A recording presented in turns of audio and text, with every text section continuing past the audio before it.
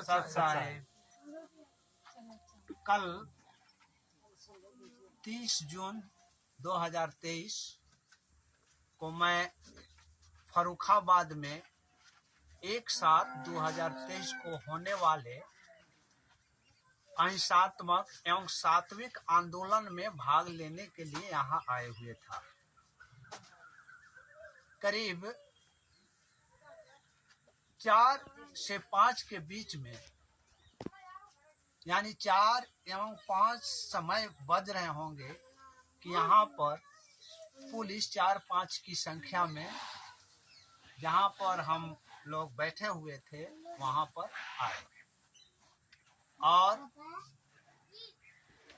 उन्होंने कंप्लेन एक शिवराज सिंह यादव पिता फूला सिंह ग्राम कढ़ेउली थाना नवाबगंज जिला फर्रुखाबाद का व्यक्ति है जो नाम दीक्षा केंद्र चलवाता है। उसके कंप्लेन को लेकर के ये हमारे नवाबगंज थाना के 5-6 पुलिसकर्मी यहाँ आए और बड़े अदब से, बड़े प्रेम भाव से उन्होंने कंप्लेनेंट का नाम लेते हुए तथा जिसके विरुद्ध में कंप्लेन की गई थी उनका नाम लेते हुए उन्होंने मुझे बताया और पूछा गया कि क्या ये आश्रम सतलोक आश्रम है। तो हम सभी ने उनके प्रश्नों का बारी बारी से जवाब दिया। पुलिस ने जो कंप्लेनेंट द्वारा कंप्लेंट में जिनका नाम लिखवाई गई थी वो ये हमारे कानपुर के रामचंद्र भगत दास जी हैं और सदकापुर जिला फर्रुखाबाद से ये शोभन दास जी हैं और एक अरविंद दास जी हैं जो निजी और जरूरी काम से चले गए हैं घर, अभी वो यहाँ अभी मौजूद नहीं है। उनके 3 नामों के विरुद्ध में उन्होंने कंप्लेंट दायर किया था। पुलिस ने यहाँ आकर के हमसे भी प्रश्न किया, सभी से प्रश्न किया। पुलिस की जब सच्चाई की पता चली तो ये शिवराज सिंह यादव जो कोऑर्डिनेटर है, जो नाम दीक्षा केंद्र फर्जी रूप से चलवाता है, वे थाने पर बैठे हुए था, ऐसा पुलिस महकमा ने हमें बताया। और पुलिस महकमा ने कहा कि आप सभी वहां चल करके और इस बात को आपस में कंप्रोमाइज करें, क्या सत्य है क्या असत्य है, अपनी अपनी बातें वहां रखने के लिए आप लोग चल रहे। इसी दौरान में मैं भी वहां पहुंचा था तो इस समस्या को देख करके हम खुद 10-11 भगतगण मिल करके और जिनके विरुद्ध ये कंप्लेन की गई थी उन सभी के साथ में हम लोग पुलिस के साथ वो थाने नवाबगंज में गए, जहां पर ये शिवराज सिंह यादव जो फूला सिंह का बेटा है, ग्राम कढ़ेउली तथा थाना नवाबगंज जिला फर्रुखाबाद का है। ये फर्जी नाम दीक्षा केंद्र का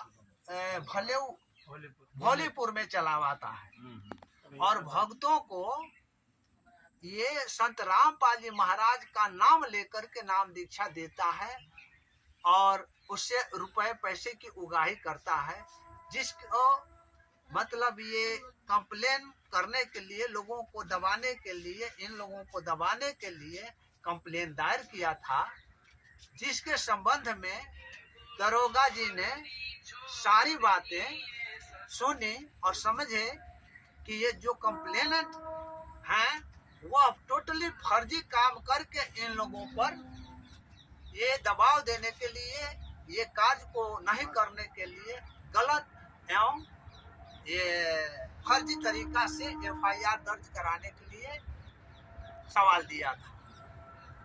वहां हम लोग पहुंचे तो इतना ही नहीं, ये दुष्ट व्यक्ति जब इसको नहीं हुआ तो चंडीगढ़ नहीं हरियाणा का एक वकील जिसका नाम राजेश खत्री है उसको लेकर के आया था और हरियाणा के लोगों को लेकर के आया था।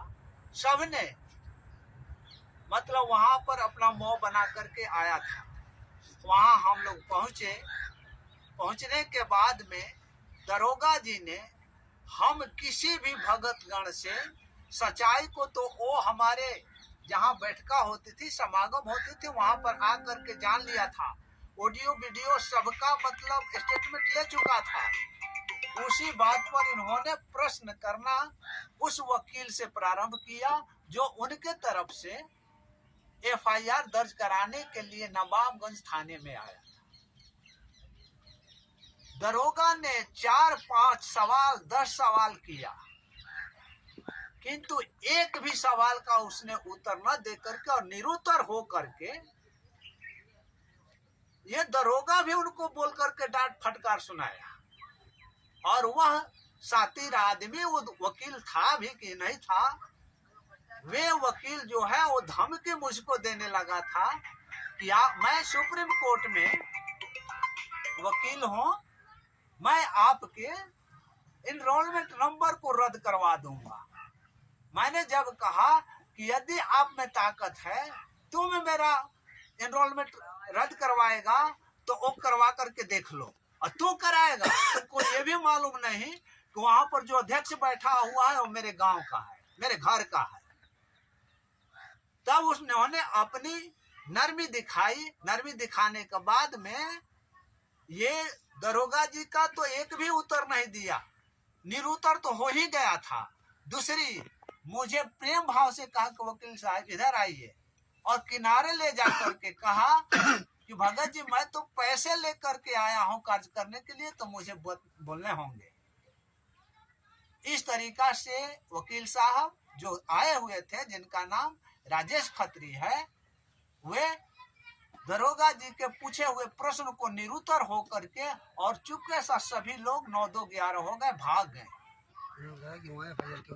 वहां दरोगा जी ने अनेकों बार प्रश्न किया कि आप वकील साहब हैं, आप यहाँ क्यों आ गए? जूता का दिखा रहे एपी आप यहाँ क्यों आ गए?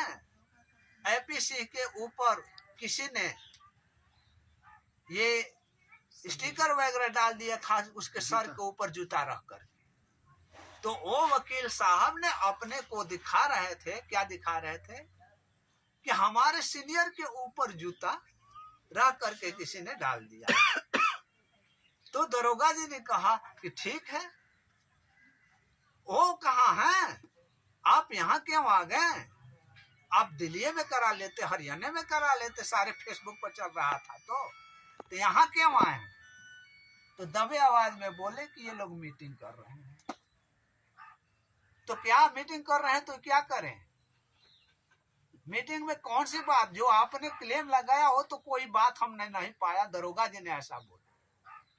आप एक भी प्रमाण दो तब मैं इनका एफआईआर करूं, आईटी एक्ट के तहत इन पर एफआईआर करूं।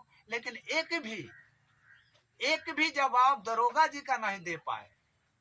और दरोगा जी की तो बात छोड़िए, हमारे भगत जी उनसे जो बातचीत पूछने लगे उनका भी जवाब नहीं दे पाए।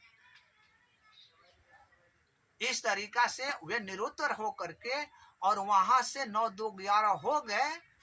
तब हम लोग अंत में जो जमीन पर बैठने वाले थे, जमीन पर लेटे हुए थे, कुर्सी वाले उठ करके छोड़ करके भाग गए।